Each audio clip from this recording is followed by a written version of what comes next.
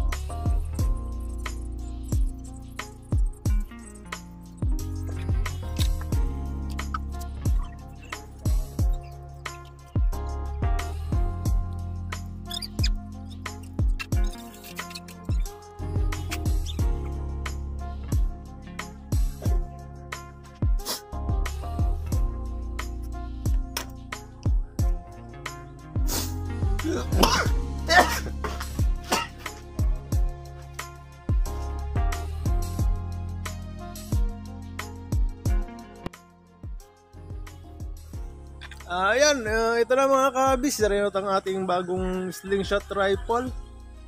Thumb press trigger siya. Marble glass. Ayan. Scrap wood na mga to. Mga pinagdikit-dikit ko na lang na kahoy. Ayan. Iba-iba yung mga kulay ng ating kahoy. At ang rubber niya ay latex tube. 6mm diameter.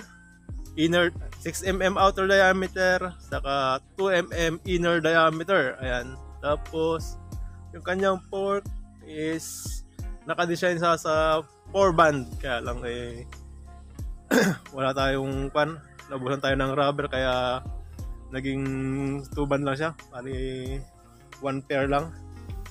Then ang haba nito mahaba to. Nasa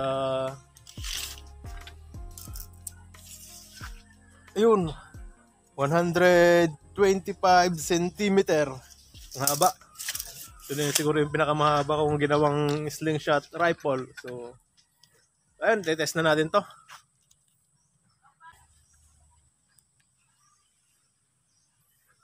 Mas maganda sana kung 4-band kaso wala eh. Mas malakas sana kung 4-band yung ating nalagay.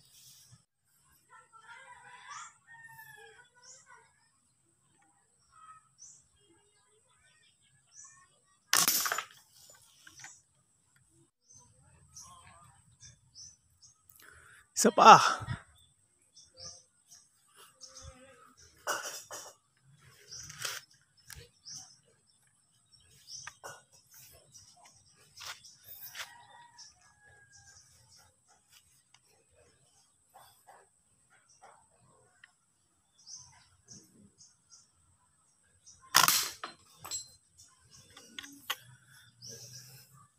Okay.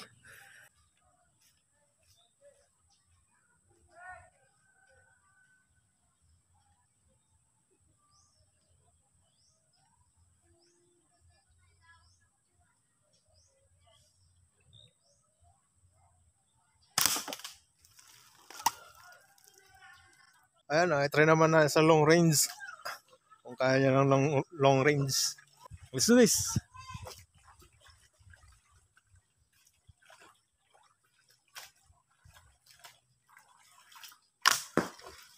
Oops. Isa pa.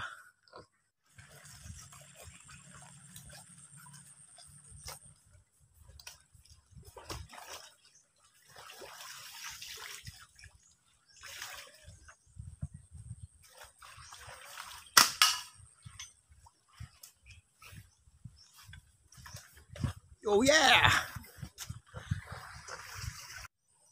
Ayun mga kabis, okay na okay itong ating bagong slingshot rifle na thumb press trigger.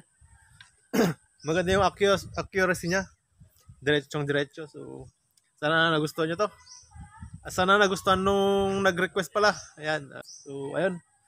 Hanggang dito na lang ako. Maraming salamat sa panood.